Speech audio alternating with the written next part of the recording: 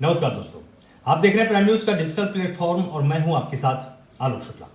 लगातार कोरोना के चलते उत्तर प्रदेश ने राहत की सांस लेनी शुरू कर दी थी। आप सभी को याद होगा कि अक्टूबर के बाद से कोरोना के मामलों में भारी गिरावट लगातार उत्तर प्रदेश ने देखी थी। इसके साथ ही देश में भी कोरोना के मामले बहुत ही कम आ रहे थे, लेकिन अब पहली बार यानी 5 महीनों में पहली बार उत्तर प्रदेश में आंकड़ों में बढ़ोतरी दर्ज की गई है। और अब अगर एक्टिव केसेस की संख्या की बात की जाए तो ये लगभग 1200 को छूने वाली है। इसके साथ ही अगर 24 घंटों की बात की जाए तो 300 से अधिक मामले सामने आए हैं और रिकवरी का रेट इसका आधा है। मतलब ये चिंता की बात है कि दुगने लोग संक्रमित हो रहे हैं और उनके आधे लोग ही ठीक हो पा रहे हैं। इसके साथ ही सरकार ने भी अपनी गाइडलाइंस जारी की हैं, उसके बारे में भी मैं आपको विस्तार से बताने वाला हूं कि सरकार ने अपनी गाइडलाइंस में क्या कुछ कहा है, लॉकडाउन को लेकर किस तरह का विचार किया जा रहा है, क्या व्यापारियों को कुछ सावधानी बरतने की जरूरत है, क्योंकि जो भी लोग उत्तर प्रदेश में व्यापार करते हैं, मतलब जैसे आपकी मान लीजिए कोई दुकान है या आप विद्यालय में जाते हैं पढ़ाते हैं, तो इन सब को लेकर भी बिल्कुल क्लियर स्वास्थ्य विभाग ने तमाम बातें कही हैं। सबसे पहले बात कर लेते हैं कोरोना के संक्रमण की दर की।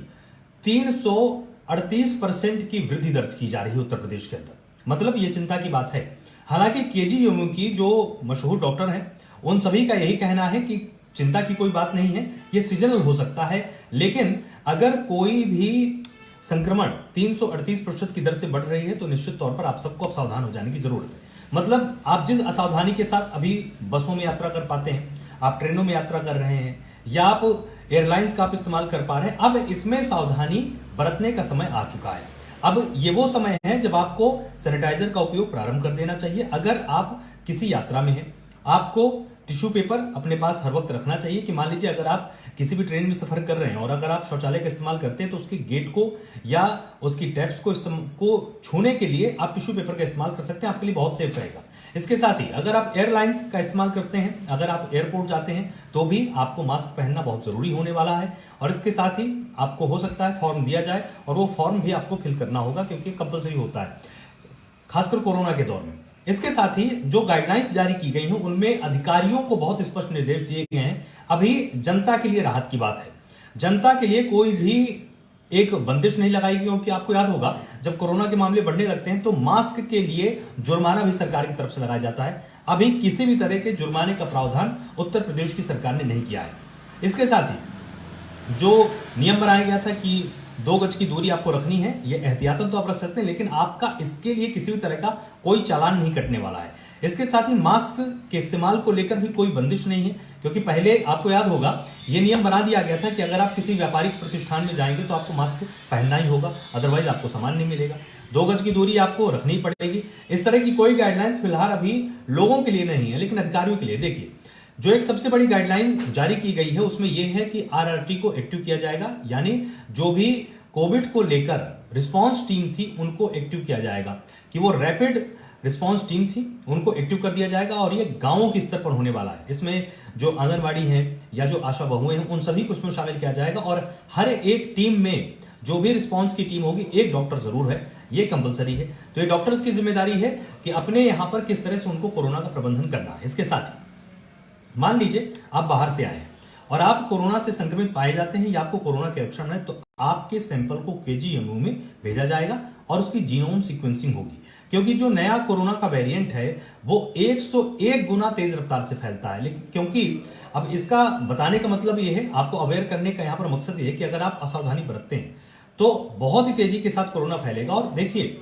इसमें अब हम सबको ये तो स्वीकार कर लेना चाहिए कि कोरोना की वैक्सीन लगा लेने से या कोरोना का एक बार इलाज करा लेने से कोरोना से पीछा छूटने वाला नहीं। आपको याद होगा चेचक हो या जैसे पोलियो की एक बीमारी थी जो निश्चित तौर में बहुत सारे लोगों को दिव्यांग कर गई, उनके जीवन को उसने तहस नहस कर दिया।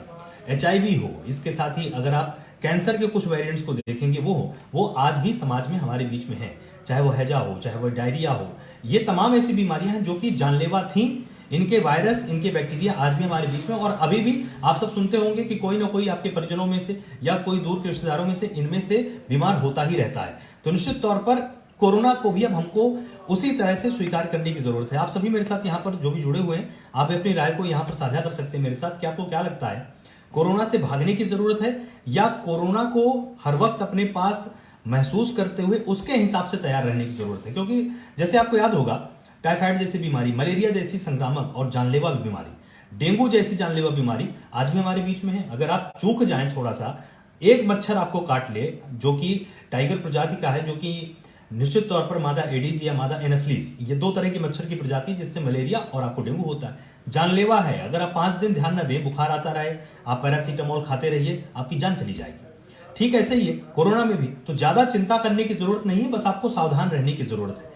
मलेरिया हो, डेंगू हो, टाइफाइड हो, पीलिया तो सब ज्यादा जानलेवा है, क्योंकि एलोपैथिक ट्रीटमेंट उसमें जितना आप करते हैं आपका लीवर और ज्यादा वीक होता है, लीवर कमजोर होता है, आपकी जान चली जाती है। कोरोना में भी ठीक ऐसा ही है कि अगर आप असावधानी बरतते हैं तो आपकी जान जाएगी, लेकिन अगर आप सावधानी बरतते हैं, इनमें से मैंने जितनी बीमारियों का नाम लिया, चाहे वो डेंगू हो, चाहे वो मलेरिया हो, चाहे वो चिकनगुनिया हो, चाहे वो टाइफाइड हो, चाहे वो पीलिया हो, ये सब जानलेवा है। इनमें से लापरवाही करने पर आप सिर्फ 5 दिन की लापरवाही इन बीमारियों में कर दीजिए, आपकी जान चली जाएगी, कोई डॉक्टर आपको नहीं बचा पाएगा। ठीक कोरोना में है, अगर आपने लापरवाही की तो आपकी जान जाएगी, अगर आपने सावधानी बरती तो आपकी जान बचेगी।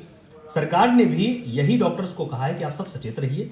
अगर कोई एक भी पेशेंट मिलता है तो आप उसको तुरंत इलाज के लिए अस्पताल में या घर में आप उसको क्वारंटीन कर दीजिए, और जो उसके संपर्क में आए हुए लोग हैं उनको आइसोलेट कर दीजिए। इसके साथ ही एक और बड़ी गाइडलाइन सरकार ने जारी की है, वो ये है कि जो भी ऐसा क्षेत्र है जहां पर मान लीजिए अचानक अस्पतालों में ओपीडी में लोग पहुंचने लगे जिनको सांस लेने में तकलीफ है, ये सरकार ने गाइडलाइंस में स्पष्ट किया है कि तुरंत ही उस इलाके की रैंडम सैंपलिंग कराई जाएगी। मतलब अगर मान लीजिए आप किसी ऐसे क्षेत्र में रहते हैं और वहां पर 50 से 60 ऐसे लोग अस्पताल पहुंच जाएं, या मान लीजिए 10 से 20 भी अगर पहुंच जाएंगे कि जी हमको सांस लेने में दिक्कत है, तुरंत उस इलाके की रैपिड कोरोना की टेस्टिंग कराई जाएगी। और अगर कोई आपको बोले तो झिझकिएगा मत, डरिएगा मत, अपना सैंपल जरूर दीजिएगा, क्योंकि आपकी जान बचा सकता है, आपके परिजनों की जान बचा सकता है। क्योंकि कई बार होता है जब डॉक्टर्स आते हैं, मान लीजिए मार्केट में आप घूम रहे हैं और एक जगह पर कहीं पर भी डॉक्टर्स की टीम बैठ के अगर आपको बुलाकर आपका सैंपल लेना चाहे तो आप निश्चिंत होकर उनको अपना सैंपल दीजिएगा। हो सकता है आपके अंदर कोरोना के लक्षण हो और आप भाग रहे हो। सब कुछ ठीक रहने से ठीक नहीं होता है।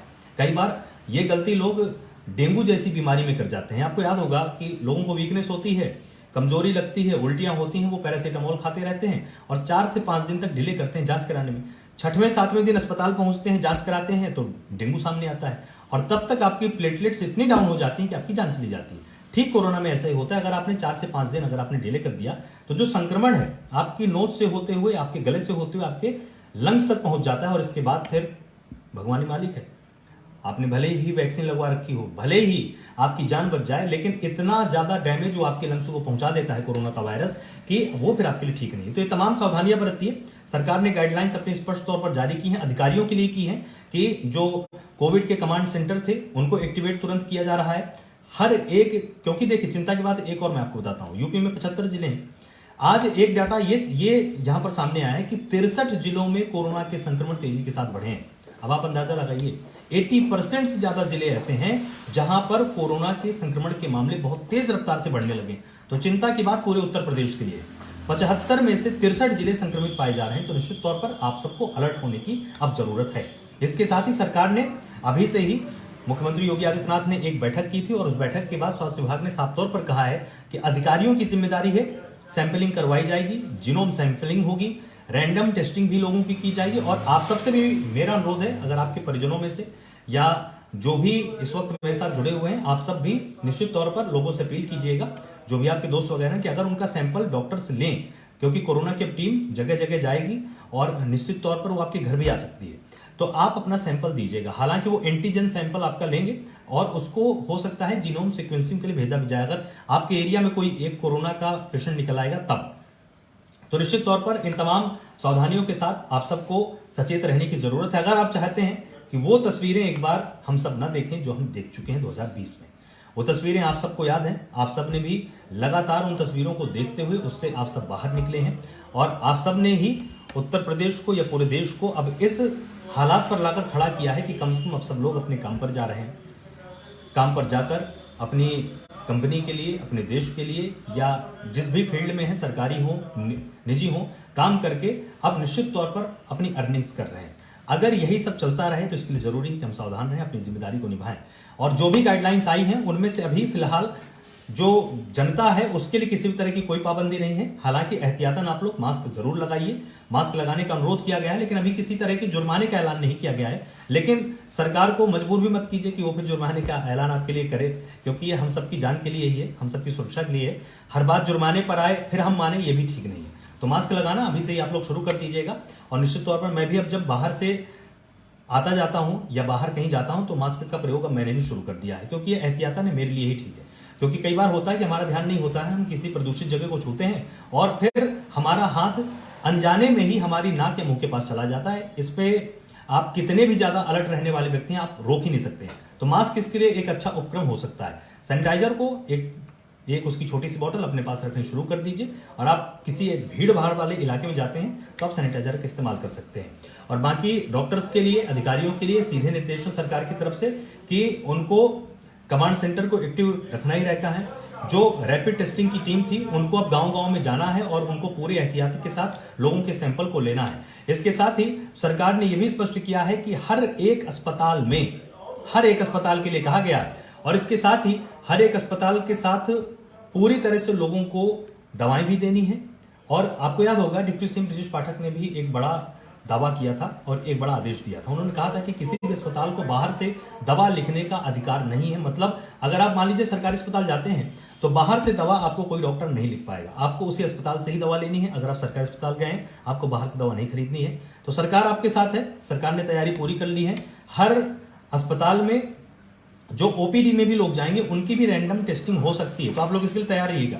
ये सरकार ने ही कहा अस्पतालों की, ये सरकारी अस्पताल अपने मन से नहीं करेंगे। तो इसीलिए आप लोग अपना सैंपल जरूर दीजिएगा, तैयार रहिए, सुरक्षित रहिए, सावधान रहिए, हाथों को धोना शुरू कर दीजिए। फिर से एक बार मास्क को पहनने की आदत एक बार फिर से डालिए, क्योंकि कोरोना हमारे बीच में उत्तर प्रदेश में 75 जिलों में 63 जिलों में संक्रमण की सूचना निश्चित तौर पर सरकारी आंकड़ों में आई है और बहुत तेजी के साथ यह आंकड़ा ऊपर की तरफ बढ़ रहा है। इसलिए सावधान रहिए, सुरक्षित रहिए और तमाम गाइडलाइंस का पालन कीजिए और जुड़े रहिए प्राइम न्यूज के साथ। हर एक छोटी बड़ी खबर सबसे पहले हम आपको बताते हैं। नमस्कार।